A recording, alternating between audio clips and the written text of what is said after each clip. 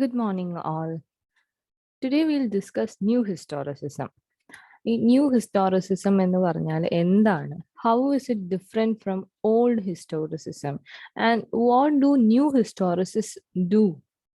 ഇത്രയും കാര്യങ്ങളാണ് നമ്മൾ ഇന്ന് നോക്കുക. വളരെ ബ്രീഫ് ആയിട്ടുള്ള ഒരു ഇൻട്രൊഡക്ഷൻ ആണ് പ്ലാൻ ചെയ്തിട്ടുള്ളത്. അപ്പം എന്താണ് ന്യൂ ഹിസ്റ്റോറിസിസം എന്ന് നിങ്ങൾക്ക് ഈ ഒരു ലെക്ചറിൽ നിന്ന് മനസ്സിലാവണം. ഓക്കെ, സോ മനസ്സിലാവുന്നില്ലെങ്കിൽ we'll discuss your doubts in the next class. The term New Historicism was coined by the American critic Stephen Greenblatt. Stephen Greenblatt എന്ന് പറയുന്ന പേര് വളരെ സിഗ്നിഫിക്കൻ്റ് ആണ്. Whenever you're writing something about New Historicism, you must write about Stephen Greenblatt.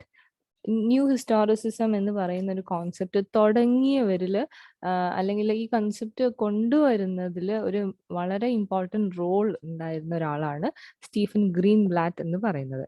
His book Renaissance self fashioning from More to Shakespeare is usually regarded as its beginning. ഈ ഒരു ബുക്കാണ് new ഹിസ്റ്റോറിസിസത്തിന്റെ തുടക്കം എന്ന് പറയപ്പെടുന്നത്. ഇതിന് മുന്നേയും ചില ബുക്സ് ഉണ്ടായിട്ടുണ്ട്, but critics consider this book as A major influence in the beginning of new historicism. അപ്പൊ ന്യൂ ഹിസ്റ്റോറിസിസം എന്താണ് എന്ന് വളരെ സിമ്പിൾ ഡെഫിനിഷൻ പറയുകയാണെങ്കിൽ ഇതാണ് സിമ്പിൾ ഡെഫിനിഷൻ. ഇത് നിങ്ങളുടെ പീറ്റർ ബാരി ബിഗിനിങ് തിയറി എന്നുള്ള ബുക്കിലുള്ള ഡെഫിനിഷൻ ആണ്. A simple definition of the new historicism is that it is a method based on the parallel reading of literary and non-literary texts, usually of the same historical period. ഇതാണ് definition. ഇത് നിങ്ങൾ എന്തായാലും പഠിച്ചു വെക്കുക. And what do they do എന്നുള്ളതിന്റെ ഉത്തരവും കൂടിയാണ് ഇത്. What do new historicists do എന്ന് ചോദിച്ചാൽ what they do is that they read literary texts along with historical documents. Almost of the same. ഇപ്പം നിങ്ങൾ ഷേക്സ്പിയർ വായിക്കുകയാണെങ്കിൽ ഷേക്സ്പിയർ വെറുതെ വായിച്ചു പോവാതെ അന്നുണ്ടായിരുന്ന ഹിസ്റ്റോറിക്കൽ ഡോക്യുമെന്റ്സ് കൂടി ഒരേ സമയം പാരലലായിട്ട് വായിക്കുന്നതിനെയാണ് ന്യൂ ഹിസ്റ്റോറിസിസം എന്ന് പറയുന്നത്. Will discuss it in deeper. ഇതെങ്ങനെയാണ് പഴയ മെത്തേഡ്സിൽ നിന്ന് വ്യത്യസ്തമാവുന്നത് എന്നുള്ള ചോദ്യങ്ങളൊക്കെ എന്തായാലും വരുന്നുണ്ടാവും. നമ്മൾ പഴയ മെത്തേഡിൽ usual method, what we do is that we consider historic events as a background. അതായത് നമ്മൾ എപ്പോഴും ഈ ന്യൂ ക്രിറ്റിസിസം വരുന്നതിന് മുന്നേ, ഇത് ന്യൂ ക്രിറ്റിസിസവും സ്ട്രക്ചറലിസവും ഒക്കെ കഴിഞ്ഞിട്ട് വരുന്ന ഒരു മൂവ്മെന്റ് അല്ലെങ്കിൽ ഒരു തിയറിയാണ് ന്യൂ ഹിസ്റ്റോറിസിസം എന്ന് പറയുന്നത്. It is considerably very new kind of theory. ബാക്കിയുള്ള ക്രിറ്റിസിസംസ് തിയറീസിനെയൊക്കെ നോക്കുകയാണെങ്കിൽ new historicism is very new എന്ന് വേണമെങ്കിൽ നമുക്ക് പറയാം. It comes after cultural studies, it comes after new criticism, it comes after Marxism and feminism and every other criticism. Okay, അപ്പൊ new historicism എന്ന് പറയുന്നത് ബാക്കിയുള്ള സംഭവത്തിനെ കൺസിഡർ ചെയ്യുമ്പോൾ it's A very new theory. And പണ്ടത്തെ ഒരു രീതിയുണ്ട്. How did V read literary text? V usually read literary text based on the background. അതായത് ഓതറിന്റെ കാലഘട്ടം, the age in which he lived, the period in which he road this work, ഇതൊക്കെ ഒരു background ആയിട്ടാണ് നമ്മൾ ഒരു ലിറ്റററി വർക്കിനെ consider ചെയ്തിരുന്നത്. അതായത് we always considered the literary work as our primary concern and try to explain it based on the influences that the author had during that period. അതായത് ബാക്ക്ഗ്രൗണ്ടും അയാളുടെ ഏജ്, അയാളുടെ ലിവ്ഡ് എക്സ്പീരിയൻസ്, ഇതൊക്കെ അയാളെ എങ്ങനെ influence ചെയ്യുന്നു എന്ന് നോക്കിയതിന് ശേഷം ടെക്സ്റ്റ് വായിക്കാനാണ് നമ്മൾ ശ്രമിച്ചിരുന്നത്. ആ ഓതറിനെ എന്തൊക്കെയാണ് ഇൻഫ്ലുവൻസ് ചെയ്തത്, ആ ഓതർ എന്തുകൊണ്ടാണ് ഈ ടെക്സ്റ്റ് എഴുതിയത്, ഇങ്ങനെയുള്ള കാര്യങ്ങളൊക്കെ. ഇപ്പം ഫോർ എക്സാമ്പിൾ പറയുകയാണെങ്കിൽ DH ലോറൻസിന്റെ ബുക്കൊക്കെ എടുക്കുകയാണെങ്കിൽ we first consider the background history of DH Lawrence. അയാളുടെ യൂത്ത് എങ്ങനെയായിരുന്നു, അയാളുടെ ലൈഫ് എങ്ങനെയായിരുന്നു, അയാൾ എവിടെയാണ് വളർന്നത്, ഇങ്ങനെയുള്ള കാര്യങ്ങളൊക്കെ നോക്കിയതിന് ശേഷം we try to find those evidences in the literary works. അപ്പൊ അതിന്റെ ഇൻഫ്ലുവൻസസ് ലിറ്റററി വർക്ക്സിൽ ഉണ്ടോ എന്നുള്ളതാണ്. ഇപ്പൊ സൺസ് ആൻഡ് ലവേഴ്സ് എടുക്കുകയാണെങ്കിൽ, Sons and Lovers, how does it become autobiographical, or is it autobiographical, is it different from DH Lawrence's life, is it purely a fiction, ഇങ്ങനെയുള്ള കാര്യങ്ങളൊക്കെയാണ് നമ്മൾ കണ്ടുപിടിക്കാൻ ശ്രമിച്ചിരുന്നത്. On the other hand, when new criticism came by, they stressed on the fact that any literary work must be studied in isolation.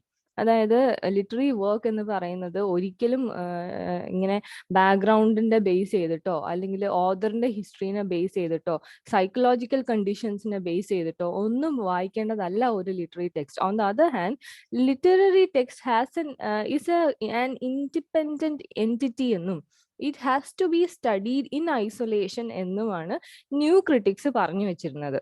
So what happened is that we rejected the background, we started avoiding historical backgrounds and started literary text as it is. അതായത് ലിറ്റററിനെസ്സിനെ കണ്ടുപിടിക്കാൻ നമ്മൾ ശ്രമിക്കുകയാണ്. അതിൻ്റെ language, അതിൽ use ചെയ്തിരിക്കുന്ന figures of speech, അതിൽ ഉപയോഗിച്ചിരിക്കുന്ന sentence structure, how the book constructed, എന്തുകൊണ്ടൊരു നോവൽ, എന്തുകൊണ്ടൊരു പോയിട്രി, ഇങ്ങനെയുള്ള അതിൻ്റെ ഫോം, അതിൻ്റെ സ്റ്റൈൽ, അതിൻ്റെ തീം, അത് മാത്രമായി നമ്മൾ കോൺസെൻട്രേറ്റ് ചെയ്യുന്നത്. We concentrated only on the literary text. അതും കഴിഞ്ഞിട്ടാണ് ഈ ന്യൂ ഹിസ്റ്റോറിസിസം എന്ന് പറയുന്നത് ഉണ്ടാവുന്നത്. And new historicism can be considered as a reaction against new criticism. New criticism ഐസൊലേഷനിൽ പഠിക്കാനാണ് പറയുന്നത് എങ്കിൽ, new historicism asks us to read text along with its context. Okay, read text in its within its context. So how does it differ from old historicism? അതായത് നമ്മൾ അപ്പൊ ഇതൊരു going back ആണോ, അതായത് പണ്ടത്തെ രീതിയിലേക്ക് ഇത് പോകുന്നതാണോ? അങ്ങനെയല്ല. Instead of reading the context, അതായത് social background as a background, അതായത് ഈ ടെക്സ്റ്റ് എഴുതപ്പെട്ട കാലം ഉണ്ടല്ലോ, അതായത് 16th സെഞ്ചുറിയിലാണ് ഷേക്സ്പിയർ എഴുതുന്നത് എങ്കിൽ ഈ 16th സെഞ്ചുറിയിലെ ഇവന്റ്സ് ഒക്കെ ഒരു ബാക്ക്ഗ്രൗണ്ട് ആയിട്ടല്ല അവർ കണ്ടിരുന്നത്. On the other hand, they gave equal weightage to the Shakespeare's text and the 16th century historical text. Okay, അപ്പം ഇവര് രണ്ടിനെയും പാരലൽ ആയിട്ട് വെച്ച് വായിക്കുകയാണ് ചെയ്യുന്നത്. ഈ ഹിസ്റ്റോറിക്കൽ ടെക്സ്റ്റ് എന്നതുകൊണ്ട് എന്താണ് ഉദ്ദേശിക്കുന്നത് എന്ന് പറയാം. അതായത് it doesn't mean the history. അതായത് ഇപ്പൊ ഇന്ത്യൻ ഹിസ്റ്ററി ആണെന്ന് വിചാരിക്കുക. ഇപ്പൊ നിങ്ങൾ സരോജിനി നായിഡുവിന്റെ ഒരു അല്ലെങ്കിൽ ടാഗോറിന്റെ ഏതെങ്കിലും ഒരു ഓത്തറിന്റെ ഒരു വർക്ക് വായിക്കുകയാണെങ്കിൽ അന്നത്തെ ഹിസ്റ്ററി അല്ല നമ്മൾ നോക്കുന്നത്, written history അല്ല നോക്കുന്നത്. On the other hand, what we do is we look at historical historical documents. അതായത് ആ കാലഘട്ടത്തിൽ എഴുതപ്പെട്ടിട്ടുള്ള ലെറ്റേഴ്സ്, അതേപോലെയുള്ള ന്യൂസ് പേപ്പേഴ്സ്, ഇനി ലീഗൽ ഡോക്യുമെന്റ്സ് എന്തെങ്കിലും ഉണ്ടെങ്കിൽ അത്, മെഡിക്കൽ ഡോക്യുമെന്റ്സ് ഉണ്ടെങ്കിൽ അത്, പൊളിറ്റിക്കൽ ഡോക്യുമെന്റ്സ്, അതായത് ചില ലോ ലെജിസ്ലേഷൻസ്, അതേപോലെ തന്നെ ചില മെമ്മോസ്, റെക്കോർഡ്സ്, ഈ കാര്യങ്ങളൊക്കെയാണ് നമ്മൾ ഒരുമിച്ച് വായിക്കുക. ആ ഹിസ്റ്റോറിക്കൽ ഡോക്യുമെന്റ്സും അതേപോലെ തന്നെ ഈ ഒരു ലിറ്റററി ടെക്സ്റ്റും, അതായത് നമ്മൾ ടാഗോറിന്റെ വർക്ക്സ് ആണ് എടുക്കുന്നത് എങ്കിൽ ആ ഒരു ടൈമിൽ ഉണ്ടായിരുന്ന ഹിസ്റ്റോറിക്കൽ ഡോക്യുമെന്റ്സ്, ലീഗൽ ഡോക്യുമെന്റ്സും അതേപോലെ തന്നെ ടാഗോറിന്റെ വർക്ക്സും ഒരേ സമയം എടുത്തു വെച്ച് വായിക്കുന്നതാണ് ന്യൂ ഹിസ്റ്റോറിസിസം എന്ന് പറയുന്നത്. C, this is to say, new historicism refuses to privilege the literary text. Instead of literary foreground and historical background, it envisages and practices a mode of study in which literary and non-literary texts are given equal weight and constantly inform or interrogate each other. അപ്പൊ non literary ടെക്സ്റ്റിനെയും അവർ പഠിക്കുന്നു. അതായത് ഈ നമ്മൾ ഇതുവരെ literature എന്ന് പറഞ്ഞുകൊണ്ടിരുന്ന ടെക്സ്റ്റിനെ മാത്രമല്ല, ആ കാലഘട്ടത്തിൽ ഇറങ്ങിയ എന്തും, ഇപ്പൊ ഈ ഒരു കാലഘട്ടത്തിലെ കാര്യമാണ് പഠിക്കുന്നത് എങ്കിൽ ഇന്ന് വരുന്ന വാട്സാപ്പ് ചാറ്റുകൾ, ഫേസ്ബുക്ക് കമന്റുകൾ, അതേപോലെ തന്നെ ന്യൂസ് പേപ്പർ റിപ്പോർട്ട്സ്, വേറെ എന്താ പറയാ മാധ്യമങ്ങളിലുള്ള റിപ്പോർട്ടുകൾ, അതേപോലെ ഇന്ന് ഇറങ്ങുന്ന ഈ പത്രസമ്മേളനം, അതേപോലെ പ്രസ് റിലീസുകൾ എന്തെങ്കിലും ഉണ്ടെങ്കിൽ അത്, വേറെ എന്തെങ്കിലും ലീഗൽ ഡോക്യുമെന്റ്സ് ഉണ്ടെങ്കിൽ അത്, ഇതെല്ലാം നമ്മൾ ഇന്നത്തെ ഒരു ലിറ്റററി വർക്കിന്റെ കൂടെ ഒരുമിച്ച് വായിക്കും. Okay, they give equal weight to both. എന്തിനാണ് അവർ അങ്ങനെ ചെയ്യുന്നത്? ഈ ഹിസ്റ്റോറിക്കൽ ബാക്ക്ഗ്രൗണ്ട് ലിറ്റററി വർക്കിനെ ഇൻഫ്ലുവൻസ് ചെയ്യുക മാത്രമല്ല ചെയ്യുന്നത്, the opposite is also possible എന്നാണ് ന്യൂ ഹിസ്റ്റോറിസിസ് പറയുന്നത്. അതായത് നമ്മൾ ഇതുവരെ പഠിച്ചുകൊണ്ടിരുന്നത് എങ്ങനെയാണ് ഒരു കാലഘട്ടത്തിന്റെ മാറ്റങ്ങൾ ഒരു ലിറ്റററി ടെക്സ്റ്റിനെ ഇൻഫ്ലുവൻസ് ചെയ്യുന്നത് എന്നാണ് നമ്മൾ പഠിച്ചിരുന്നത്. How did the historical background influence Shakespeare's writings? This is what we had analyzed till now. But new historicis says that it is important how Shakespeare's works influence that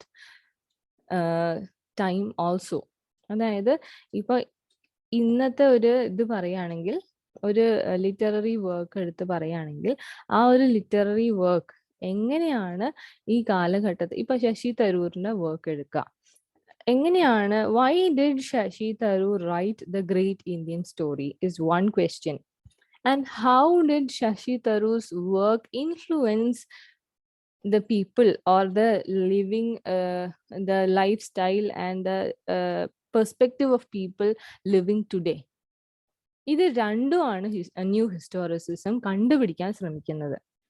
okay, നമ്മൾ കുറച്ചും കൂടെ ഡീപ്പായിട്ട് പോവും. അതിനു മുമ്പേ the equal weighting is suggested in the definition of new historicism offered by the American critic Louis Montrose.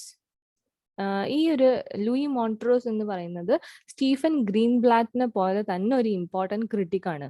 And his definition of new historicism can be quoted in your answers. Okay, he defines new historicism as the textuality of as a combined interest in the textuality of history and historicity of text. ഈ ഹിസ്റ്ററിന്റെ ടെക്സ്റ്റുവാലിറ്റിയും historicity, ടെക്സ്റ്റിന്റെ അതായത് literary ടെക്സ്റ്റിന്റെ ഹിസ്റ്റോറിസിറ്റിയും രണ്ടും കണ്ടുപിടിക്കുന്നതിലാണ് new historicism എന്ന് പറയുന്നത് ഒതുങ്ങിക്കിടക്കുന്നത് എന്നാണ് Louis Montrose പറയുന്നത്. Will talk about it. അതായത് ഹിസ്റ്റോറിസിറ്റി ഓഫ് ടെക്സ്റ്റ് നിങ്ങൾക്ക് മനസ്സിലാവുന്നുണ്ടാവും. How is a text influenced by history? How is a text influenced by its social background, socio-political background? How is a text influenced by the psychological conditions of the author, psychological conditions that prevailed in that time period? ഇങ്ങനെയുള്ള കാര്യങ്ങളാണ് historicity of text. എങ്ങനെ ഒരു text ഒരു historical document ആവുന്നു എന്നുള്ളതാണ് historicity of text എന്ന് പറയുന്നത്. ടെക്സ്റ്റുവാലിറ്റി of history എന്താണ് എന്നതാണ് നമ്മൾ നോക്കുന്നത്. നിങ്ങളൊക്കെ സ്ട്രക്ചറലിസം പഠിച്ചിട്ടുണ്ടാവും. ആ സ്ട്രക്ചറലിസത്തിൽ everything is a part of a larger structure എന്നുള്ളൊരു കോൺസെപ്റ്റ് വരുന്നുണ്ട്. Every structure is part of a larger structure. അതാണ് ഈ ടെക്സ്റ്റുവാലിറ്റി ഓഫ് ഹിസ്റ്ററി എന്ന് പറയുന്നത്. Every historical document is a text. Okay, അതായത് ടെക്സ്റ്റ് എന്ന് പറയുന്നത് ഒരു ലിറ്റററി ടെക്സ്റ്റ് ആണ്. നമുക്ക് ഇതിപ്പോ ലിറ്റററി ആണെങ്കിലും അല്ലെങ്കിലും every written document is considered as A text and they analyse those text. ഏത്, ഞാൻ പറഞ്ഞല്ലോ, ഒരു ന്യൂസ് പേപ്പർ ആണെങ്കിലും ഒരു ലെറ്റർ ആണെങ്കിലും ഒരു ഒഫീഷ്യൽ മെമ്മോ ആണെങ്കിലും കൂടെ that is taken as a text, and new historicist tries to analyze this text in the light of many other things. അതായത് ഒരേ സമയം ഇപ്പം നമ്മളെ ഈ ഒരു 2021 ആണെന്ന് വിചാരിക്കാം, പാൻഡമിക്കിന്റെ സമയം.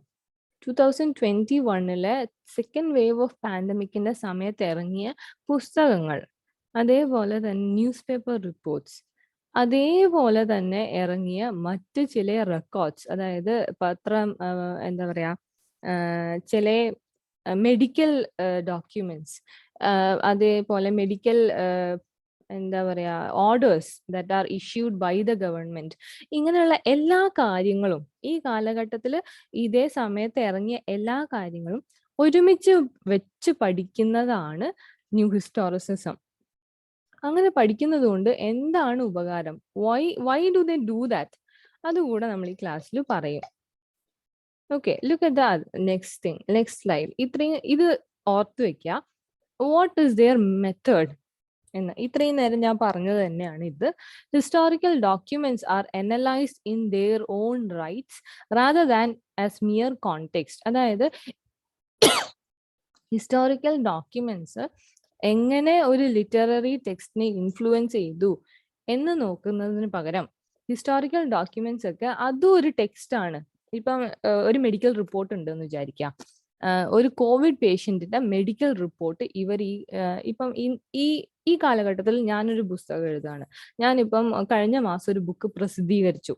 അപ്പൊ ആ പ്രസിദ്ധീകരണത്തിന്റെ ഒപ്പം തന്നെ എടുത്തു വെച്ച് അവർ വായിക്കുന്നത് ഒരു കോവിഡ് രോഗിയുടെ മെഡിക്കൽ ഡോക്യുമെന്റ് ആയിരിക്കും. ഓക്കെ, ആ മെഡിക്കൽ റിപ്പോർട്ട് അവര് എൻ്റെ ലിറ്റററി ടെക്സ്റ്റ് എങ്ങനെയാണോ, എൻ്റെ കഥ അവരെങ്ങനെയാണോ വായിക്കുന്നത് അതേ സീരിയസ്നെസ്സോട് കൂടി ഒന്നിച്ച് വെച്ച് അവര് ആ കോവിഡ് പേഷ്യന്റിന്റെ മെഡിക്കൽ ഡോക്യുമെന്റ് കൂടെ വായിക്കും. ഓക്കെ, മെഡിക്കൽ റിപ്പോർട്ട് കൂടെ അവര് വായിക്കും. They are viewed as കോടെക്സ്റ്റ്.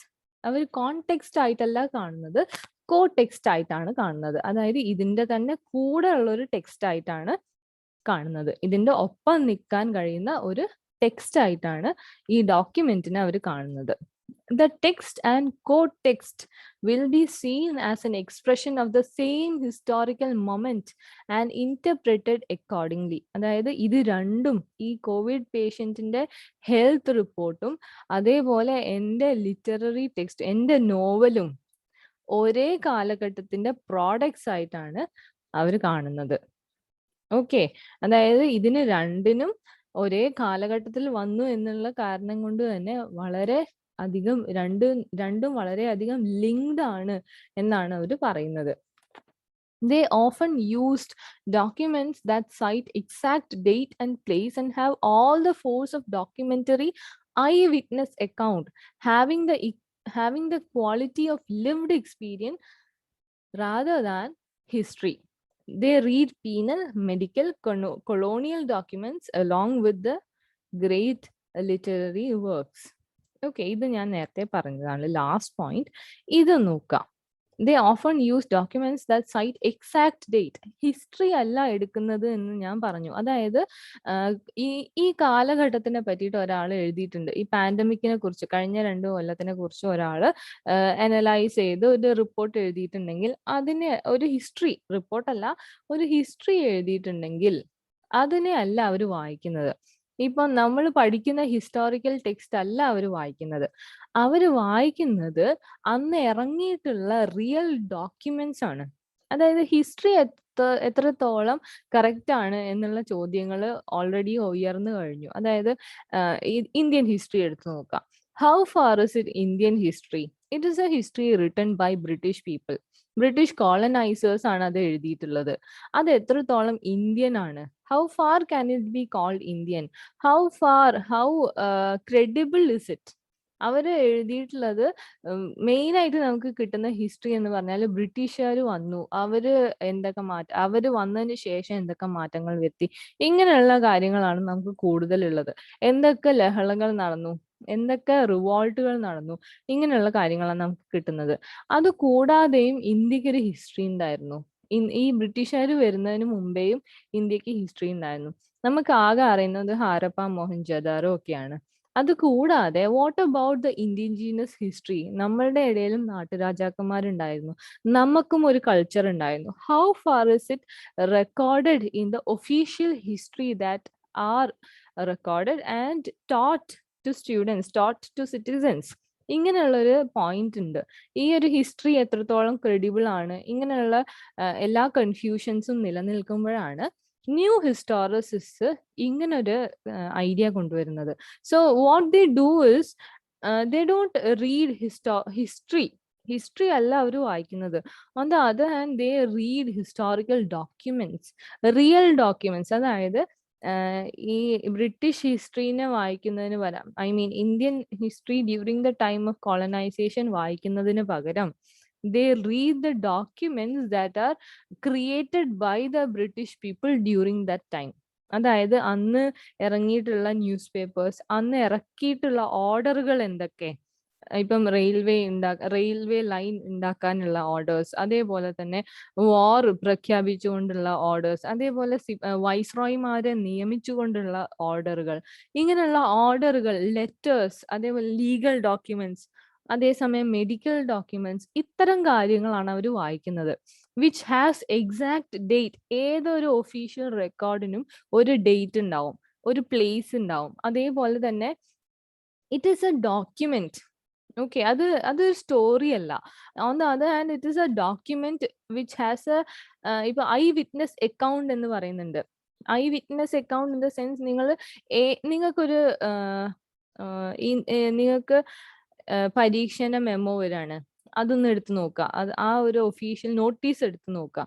അതിൽ ഡേറ്റ് ഉണ്ടാവും, പ്ലേസ് ഉണ്ടാവും, അതേ സമയത്ത് ഇതിന് മുന്നേ ഇറങ്ങിയ ഡോക്യുമെന്റ്സ് ഏതൊക്കെയെന്നുണ്ടാവും, ഒപ്പുണ്ടാവും, സീൽ ഉണ്ടാവും, ഇത്രയും കാര്യങ്ങൾ ഉണ്ടാവും. അപ്പൊ അത് വളരെ റിയൽ ആണ്, unlike stories about past. Okay, അതാണ് ഐ വിറ്റ്നസ് അക്കൗണ്ട് എന്ന് പറയുന്നത്. Having the quality of lived experience rather than history. ഒരു സ്റ്റോറി അതൊരു ഫിക്ഷൻ എന്നതിനപ്പുറം it is A real document. Okay, that is what they used to read along with literary works. Okay, അതാണ് അവര് വായിക്കുന്ന കോടെക്സ്റ്റ് എന്ന് പറയുന്നത്. Then, difference between new and old historicism. Earlier approaches viewed literary and non-literary works with a hierarchy. അതായത് literary text ആണ് superior, മറ്റേത് inferior. Inferior എന്ന് പറയുന്നില്ലെങ്കിലും അതൊരു ബാക്ക്ഗ്രൗണ്ട് ആയിട്ടാണ് കണ്ടിരുന്നത്. അതിനെ ആരും പഠിച്ചിരുന്നില്ല. ഓക്കെ, അതിനെ പഠിക്കുന്നുണ്ടെങ്കിൽ അതിനെ സെപ്പറേറ്റ് ആയിട്ടാണ് പഠിച്ചത്, അല്ലാതെ ഇതിനൊപ്പം തന്നെ എടുത്തു വെച്ച് പഠിച്ചിട്ടില്ല.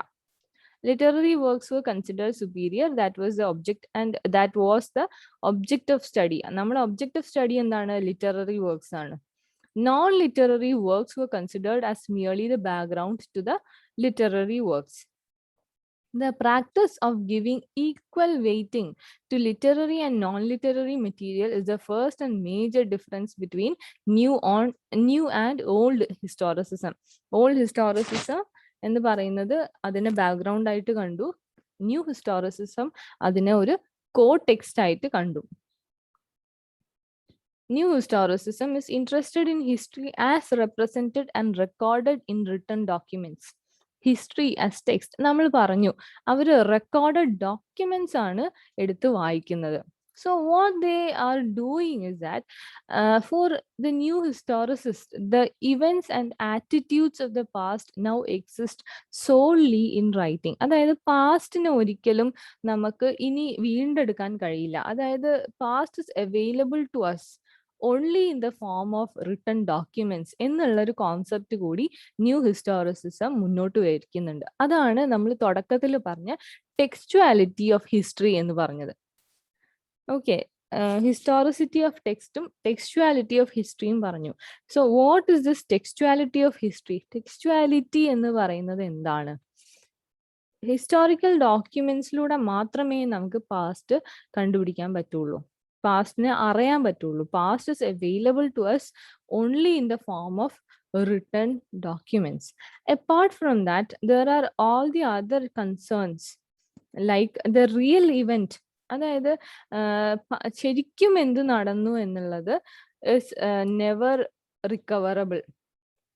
ഓക്കെ, ശരിക്കും പാസ്റ്റിൽ എന്ത് നടന്നു എന്നുള്ളത് നമുക്ക് ഒരിക്കലും ഇനി അറിയാൻ പറ്റില്ല. Because all what we have is the written records about the past. പാസ്റ്റിനെ കുറിച്ച് എഴുതപ്പെട്ടിട്ടുള്ള കാര്യങ്ങൾ മാത്രമേ നമുക്ക് ഉള്ളൂ. നോട്ട് ഹിസ്റ്ററി ബട്ട് ഡോക്യുമെന്റ്സിലൂടെ, ഹിസ്റ്റോറിക്കൽ ഡോക്യുമെന്റ്സിലൂടെ മാത്രമേ നമുക്കതിനെ അറിയാൻ പറ്റുകയുള്ളൂ എന്നുള്ളൊരു ഐഡിയ. അതായത് they are highly influenced by Derrida and his theory of deconstruction. ഇത് നിങ്ങൾ പഠിച്ചിട്ടുണ്ടോ എന്ന് എനിക്ക് അറിയില്ല, പക്ഷെ ഡെറീഡ എന്നുള്ള പേരും ഡീകൺസ്ട്രക്ഷൻ എന്നുള്ള പേരും ഓർത്തു വെക്കുക. Derrida says that everything about the past is available to us in the textualized form. അതായത് ഏതൊരു വർക്ക് എടുത്താലും anything written is available to us only in the written form. നിങ്ങൾ നിങ്ങളുടെ കുട്ടിക്കാലത്തിനെ പറ്റിയിട്ട് എഴുതുകയാണെന്ന് വിചാരിക്കാം. ആ ഒരു ഇൻസിഡന്റ് നിങ്ങൾക്ക് പിന്നെ ആ ടെക്സ്റ്റിലൂടെ മാത്രമേ കിട്ടുകയുള്ളൂ. Not even your memory might be lost. അതായത് കുറച്ച് ഡെപ്തിലുള്ള ഒരു കോൺസെപ്റ്റ് ആണ്. Understand that new historicism stressed the idea that historical events are available to us only in the form of written documents. What they try to do is to resituate the history. ഇതാണ് main ആയിട്ട് വരുന്നത്, last point. What they try to do is to resituate the historical documents by juxtaposing it with a literary work. അതായത് ഒരു literary വർക്കിനെയും ഒരു historical ഡോക്യുമെന്റിനെയും വെച്ചുകൊണ്ട് ഇതിനെ രണ്ടിനെയും റീസിറ്റുവേറ്റ് ചെയ്യാണ് ചെയ്യുന്നത്. അതായത് ലിറ്റററി വർക്ക്സ് എങ്ങനെ ഈ ഒരു ഹിസ്റ്റോറിക്കൽ ഡോക്യുമെന്റിനെ ഇൻഫ്ലുവൻസ് ചെയ്തു, അതേപോലെ ഹിസ്റ്റോറിക്കൽ ഡോക്യുമെന്റ് എങ്ങനെ ഈ ലിറ്റററി വർക്കിനെ ഇൻഫ്ലുവൻസ് ചെയ്തു, രണ്ടിനും ഒരു പുതിയ പെർസ്പെക്റ്റീവ് കൊടുക്കുകയാണ് ന്യൂ ഹിസ്റ്റോറിസിസ് ചെയ്യുന്നത്. New historicism came as a reaction against new criticism. ഇത് നമ്മൾ കുറച്ച് മുന്നേ പറഞ്ഞിരുന്നു. Instead of dealing with a text in isolation from its historical context, new historicists attend primarily to the historical and cultural conditions of its production, its meaning, its effects, and also its later critical interpretations and evaluations. ഇത്രയും കാര്യങ്ങളാണ് new ഹിസ്റ്റോറിസിസ് നോക്കുന്നത്. എങ്ങനെയാണ് ഒരു literary work കൊണ്ടുവന്നത്, what are the cultural and historical conditions of its production, what are it's meaning, it's effects, also it's later critical interpretations and evaluations. ആ ഒരു ടെക്സ്റ്റിന്റെ critical ഇന്റർപ്രിട്ടേഷൻസും ഇവാലുവേഷൻസും എന്തൊക്കെയായിരുന്നു, ഇങ്ങനെയുള്ള കാര്യങ്ങളൊക്കെയാണ് അവർ നോക്കുന്നത്. Instead, new historicists conceive of a literary text as situated within the totality of ഇങ്ങനെയാണ് അവർ വേറെ ആവുന്നത്. ഇത് നമ്മൾ കുറച്ച് നേരത്തെ പറഞ്ഞതാണ്, വേറൊരു രീതിയിൽ പറയുന്നു എന്ന് മാത്രം. Instead of seeing it as an influence of the historical background, they view literary text situated within the totality of the institutions, social practices, and discourses that constitute the culture of a particular time. ആ ഒരു particular ടൈമിൽ വന്നിട്ടുള്ള എല്ലാ കാര്യങ്ങളെയും അവർ ഒരേ ലെവലിലാണ് നോക്കുന്നത്. ആ ഒരു പെർട്ടിക്കുലർ ടൈമിൽ വന്നിട്ടുള്ള പുതിയ ഏതെങ്കിലും സോഷ്യൽ ഇൻസ്റ്റിറ്റ്യൂഷൻ ഉണ്ടോ, ഒരു പുതിയ കോടതി വന്നിട്ടുണ്ടോ, ഒരു പുതിയ എന്തെങ്കിലും സോഷ്യൽ പ്രാക്ടീസ് പുതിയതായിട്ട് വന്നിട്ടുണ്ടോ, ഒരു പുതിയ നിയമം വന്നിട്ടുണ്ടോ, ഒരു പുതിയ ഹോസ്പിറ്റൽ അല്ലെങ്കിൽ ന്യൂ മെഡിക്കൽ ട്രീറ്റ്മെന്റ് വന്നിട്ടുണ്ടോ, ഇതൊക്കെ ഇതേ ലെവലിലാണ് ഒരു പുതിയ ലിറ്റററി ടെക്സ്റ്റിനെ അവർ കാണുന്നത്. ആ ലിറ്റററി ടെക്സ്റ്റ്, ആ new medical field or medical treatment, new legal wing, a new social institution, all these things are studied together. They are all, അതായത് ടെക്സ്റ്റിനെ പ്രിവിലേജ് ചെയ്യുന്നതിന് പകരം ടെക്സ്റ്റ് ബാക്കി എല്ലാത്തിൻ്റെയും ഒപ്പം വെച്ച് പഠിക്കുന്നതാണ് new historicism. And both the literary text interacts as both a product and a producer of cultural energies and codes. അതായത് literary text എന്ന് പറയുന്നത് നമ്മൾ ഇതുവരെയും വിചാരിച്ചത് is A product of social condition, അതായത് സോഷ്യൽ സിറ്റുവേഷൻ, ഒരു സോഷ്യൽ ബാക്ക്ഗ്രൗണ്ട് ഉണ്ട്, അതിൻ്റെ ഒരു പ്രൊഡക്റ്റ് ആയിട്ടാണ് നമ്മൾ ലിറ്റററി ടെക്സ്റ്റിനെ കണ്ടിരുന്നത്. ബട്ട് അത് അങ്ങനെയല്ല. Apart from being a product, it is also a producer of cultural codes and energies എന്നാണ് പറയുന്നത്. അതായത് it doesn't get influenced by social conditions, it influences the social conditions. ഒരു ലിറ്റററി ടെക്സ്റ്റ് എന്ന് പറയുന്നത് social ബാക്ക്ഗ്രൗണ്ടിന്റെ ഇൻഫ്ലുവൻസിൽ വരുന്ന ഒരു കാര്യം മാത്രമല്ല, ഒരു സോഷ്യൽ ടെക്സ്റ്റിന് അല്ലെങ്കിൽ ഒരു ലിറ്റററി ടെക്സ്റ്റിന് സോഷ്യൽ ബാക്ക്ഗ്രൗണ്ടിനെ ഇൻഫ്ലുവൻസ് ചെയ്യാനുള്ള കപ്പാസിറ്റി കൂടി ഉണ്ട് എന്നാണ് ന്യൂ ഹിസ്റ്റോറിസിസ്റ്റ് പറയുന്നത്. ഓക്കെ,